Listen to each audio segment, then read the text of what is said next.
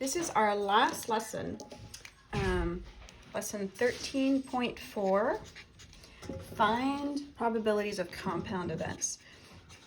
This is a super fun lesson, at least I like it. It's really practical and it really illustrates some great truths in everyday life. Okay, so a compound event, remember we talked about probabilities of one thing happening. Compound events are two things happening. So compound event is when you have two events happening. And there's two ways that can happen. One is at the same time, right? They both happen at the same time.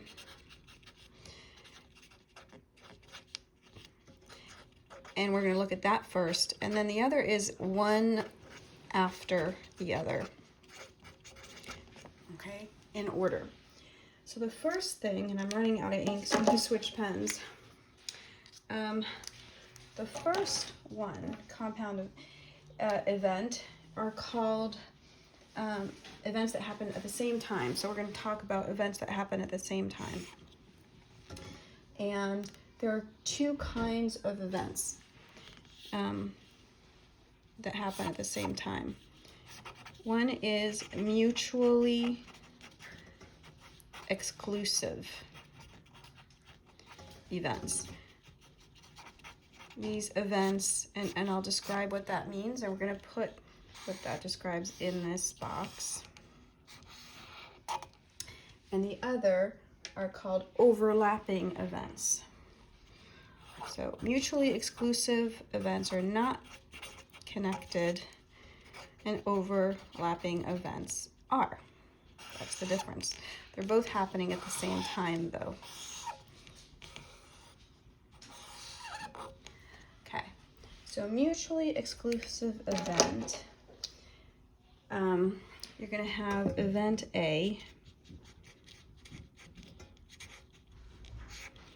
and you're going to have event B.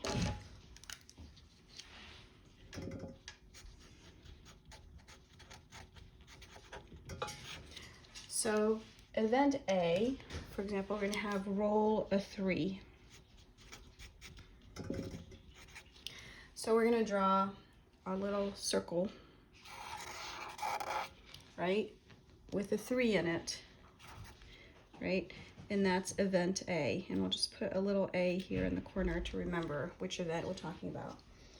Event B, we're going to say roll an even number. So roll an even number. So what are the even numbers? We have, I'll put that in here. We're going to call that B. We have 2, we have 4, we have 6. And then we're going to put, we're only going 1 through 6. So we're going to put the other events the other numbers we haven't talked about, which are, let's see, we haven't talked about number 1. That's not in any of these. We have 2, 3, 4, and we haven't talked about number 5. Okay. Now these are mutually exclusive events because they don't have any numbers in common. These two sets don't have any numbers that match up. Overlapping events do. So in overlapping events, you have event A, and you have, say, roll an odd number.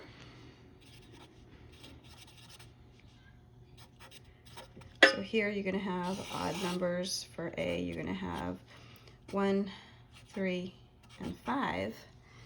And then event B, I'm going to do that in a different color.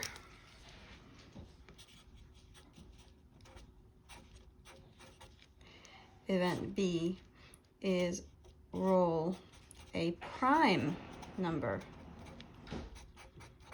Okay, now prime numbers are going to look slightly different. And so we know that 3 and 5 are prime, but 1 is not. So we're going to, when we draw this circle, right, circle for event B, we're going to include 3 and 5, but 2 is another prime number. Okay, and numbers that are excluded from all that are 4 because it's even and 6 because it's even. So we have an overlap. So we have overlapping events because 3 and 5 are in common between event A and event B.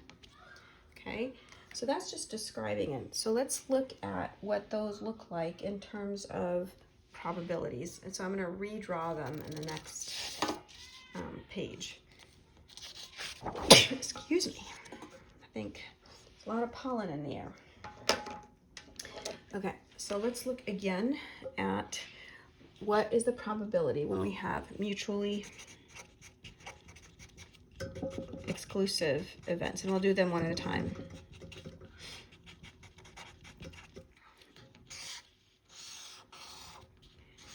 So I've already done my events, right? I'm just going to redraw them very quickly. I have my event A, and I have 3 because event A, right, was roll a 3. And I have my event B, which is roll an even number. So here's B, so event B, which is roll an even number. Okay, and I'm just going to stick 1 and 5 in as I have them before. Now, what is the probability of these two events happening, this compound event, these events occurring at the same time? So we're going to say that was the probability of both events occurring together, which is 3 or even. Okay, what is the probability of 3 or even? Well, this is the probability, first of all, of, if we're talking about 6 numbers, only one of them can be a 3, right? Probability of rolling a 3, so it's 1 out of the 6 numbers. But then if I roll an even number, I'm going to add that probability. Well, that's 3 possible numbers, right? So the second event is a 3 out of 6, right? So if I'm looking at my first event, actually I should have drawn this in red. This is 3 out of 6, and the first one is 1 out of 6. So total, it's going to be 4 out of 6, right?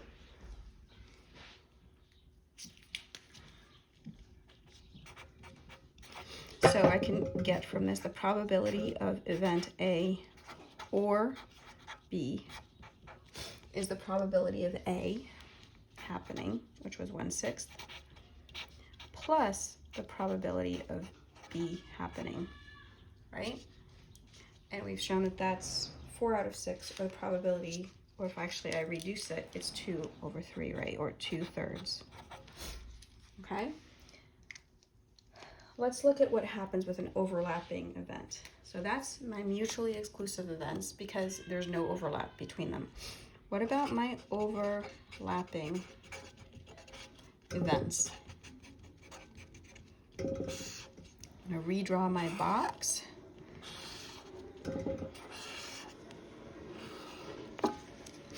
And if I do what I did before, I have A, and if you remember, event A in this case was to roll an odd number. And so that was 1, 3, or 5. And then event B was to roll a prime number.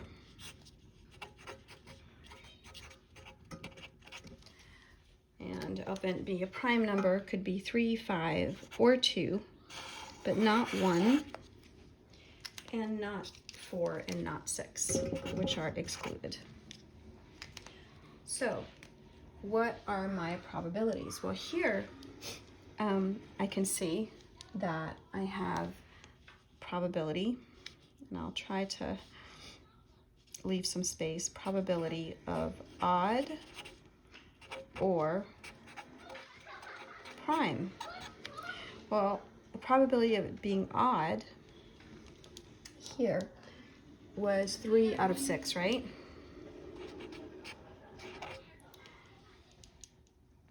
And the probability of being prime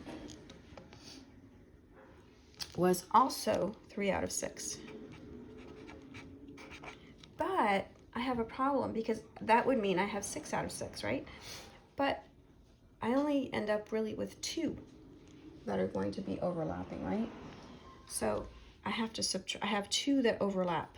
So let me just restate this carefully. I have 3 in this set and I have 3 in this set, but I can't count these twice. They're included in this set and this set. So I can only count them once. So I have to subtract these so that I don't count them a second time. So the probability of odd or prime is going to equal 3 over 6 plus 3 over 6, which is 6 over 6, minus 2 over 6, which is 4 over 6, which is also going to be 2 over 3, but for a different reason. So this is the when you have overlapping events, you have the probability of A or B, but when they're overlapping, you calculate it differently. You have to say the probability of A plus the probability of B. But if you have an overlap, you have to subtract out the probability of A and B, the combination of A and B together. Okay. And I realized that that didn't quite show up, so let me repeat it again. Here, when you have mutually exclusive event, it's really easy. Probability of this plus the probability of this is your total probability. Very easy. But when they overlap, you have to account for that overlap. So you have the probability of A, which was 3 out of 6, probability of B, which was 3 out of 6. But then, because they have 2 in common, you have to subtract the 2 out of 6 that they have in common to find your solution. So because this is a slightly more complex, I'm going to pause here. And normally I haven't been doing all the examples, but I am going to work an example out to make sure you fully understand. So I'm going to come back and do example 1.